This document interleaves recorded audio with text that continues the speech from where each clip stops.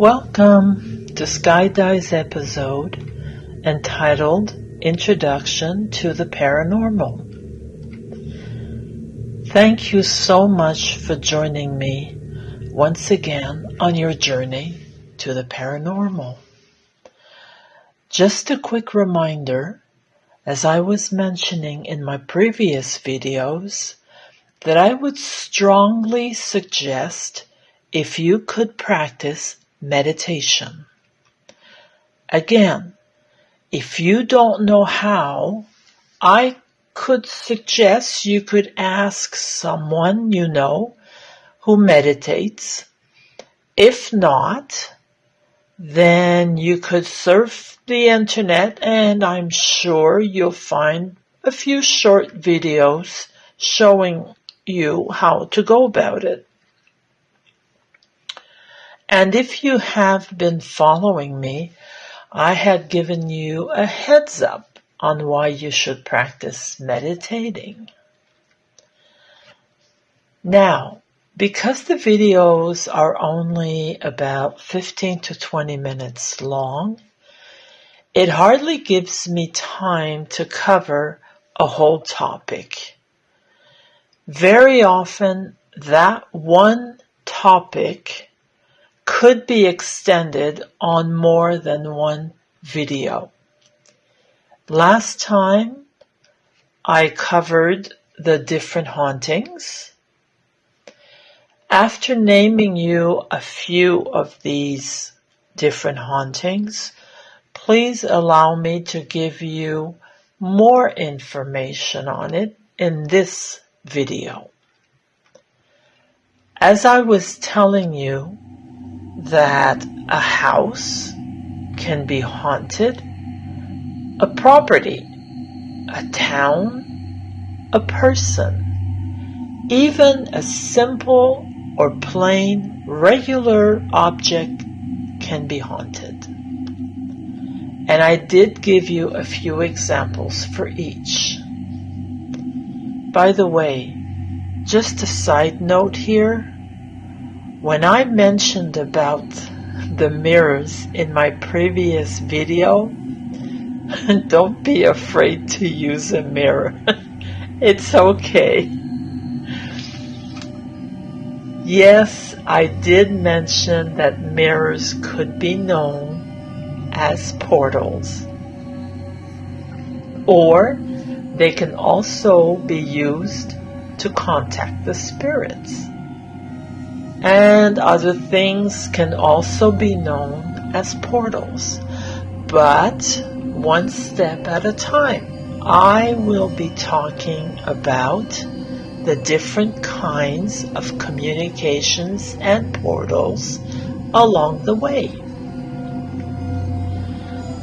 But you must know a little bit more about the hauntings and the spirits and or entities first, of which the latter, the entities, I told you I would be discussing today. So, again, a house can be haunted, a property, a town, a person, even a simple or plain regular object can be haunted. Even a car could hold some kind of energy from a former owner or event that could have happened. Unfortunately, you also have the demonic hauntings, where someone would be possessed. Yes, it absolutely does exist, unfortunately. Very sad, and may I say, very scary too. Even a house could have these horrific demonic energies. It has been known that not only a person would need exorcism but also a house or even a property. As you can see, everything is linked one to the other. One follows the other. So, just as I was saying in the last video, I started with the hauntings, which brings us to the different entities. I had mentioned at the end of the previous video the residual haunting. One example I could give you about residual haunting. Let's say you hear music playing, more specifically a piano. Residual means it repeats. Even if you talk to the spirit or you voice out a question, it won't answer you. It will not answer you. It is a haunting or an event that repeats itself from the past.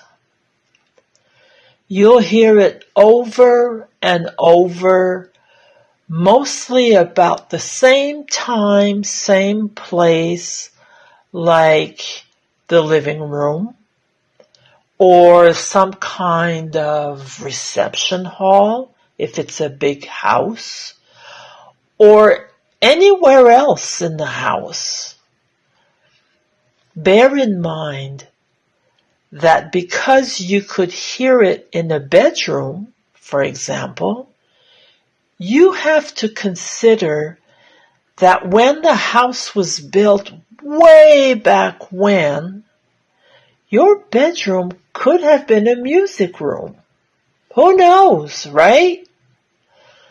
A residual haunting could be a peaceful one, or it can also be traumatic. All depends on what happened at that point in time. You also have the intelligent haunting. An intelligent haunting is when you would ask a question to the spirit and you would get an answer to your question. The entity you are contacting would answer you in a proper way. For example, you could ask, how many are with me tonight in this investigation? If the spirit answers you with the exact number, then you can consider this an intelligent entity or spirit, and so it makes it an intelligent haunting as well. You could ask that same spirit to confirm your name. If the answer is correct, then what more do you need as proof, right? And normally the spirit answers fairly quickly, not 3 hours after, Now, poltergeist. The word poltergeist is a German word. Polter means noisy, and geist means ghost. So a poltergeist is a noisy ghost or spirit. This energy is normally caused or enhanced by someone's energy living in the house. It increases with that person's energy. The noise caused by a physical event or activity, such as a door closing on its own or slamming shut, or sometimes an object that could fall on the floor, or even sometimes we see chandeliers moving and so on. It could be anything. moving. But I have to say, sometimes it could be quite chaotic. It's also very much with the emotions of a person, especially if that person has some kind of a gift, like a psychic or a medium. So it's attracted to that person, or that person will increase the energy around her or him. Orbs. An orb could be quite spectacular.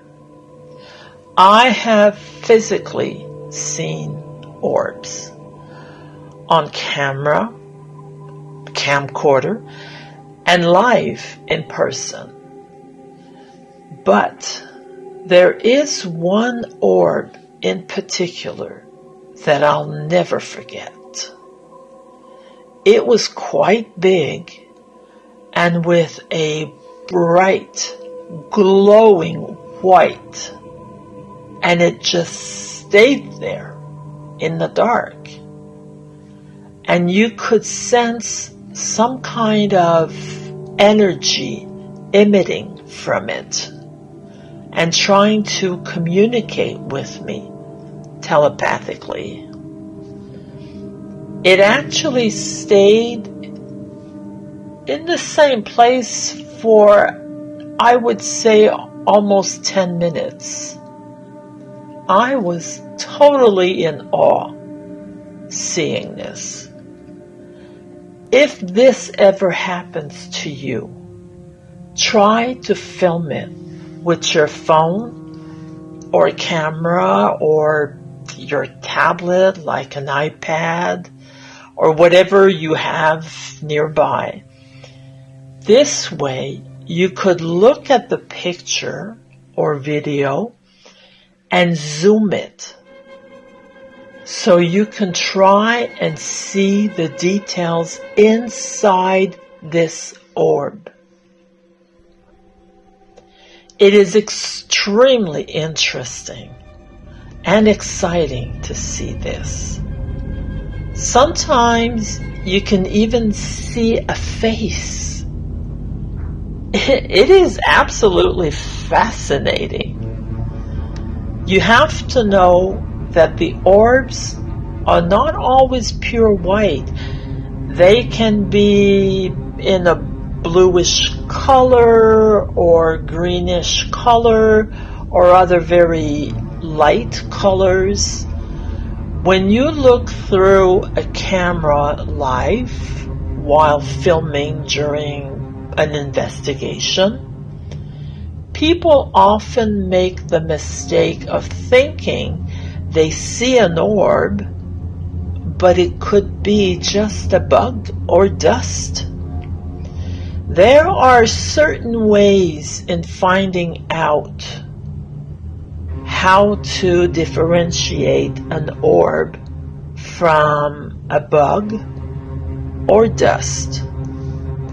For example, an orb would not usually spin like a small bug in the light, or dust would not fall and then go up again, or going up the staircase or along the ramp. There are different signs that you could look into to see the difference. Hauntings and or entities can be seen by different kinds of apparitions, such as ectoplasmic or transparent silhouettes or human forms. I am specifying human forms for a reason that I will explain later. You also have apparitions of, as we refer them to, shadow people. Shadow people are dark human form, body, shape, entity, or Sometimes you could define like where the head is over a dark mass in front of you. I'll give you another example of one of my experiences where I saw a dark mass that had gold yellowish eyes just standing on the side of my bed, the same side I usually get up from. Long story short, I woke up one morning, like any other mornings, to get ready to go to work. Just as I was getting up, I was faced with that dark mass looking down at me. For some mysterious reason, I actually was not scared. I just said, "Excuse me, I need to get ready to go to work. Can you move?" And he actually went away. Now, I must tell you, by my experience, yeah, shadow people can be bad, but not all of them. I have also seen some apparitions that look like an image, if you will, that is blurry or full of pixels. And yet I was still able to get a message from this man. Yeah, he was the brother of one of my students. In other words, they come in all shapes and sizes. Unfortunately, there is also the demonic or evil hauntings, as I was mentioning just before. Believe me, you do not want to mess with that kind of entity. Suffice to say that yes, absolutely, they can physically hurt you. Anyway, it was just to give you an idea of the types of hauntings and entities that a lot of us deal with. In my next video, which will be episode 3, which in fact is the 4th video, since the first video was just a presentation of what was to come. So as I was saying, in the next episode, I will go into more details about the different levels of entities from when a person passes and beyond. Don't forget, these episodes are just an introduction to the spiritual paranormal. I don't want to scare you away by giving too many details for now. And if we have time, I'll explain to you how you can recognize the signs of hauntings. For example, either in a house or on a person. So, till next time.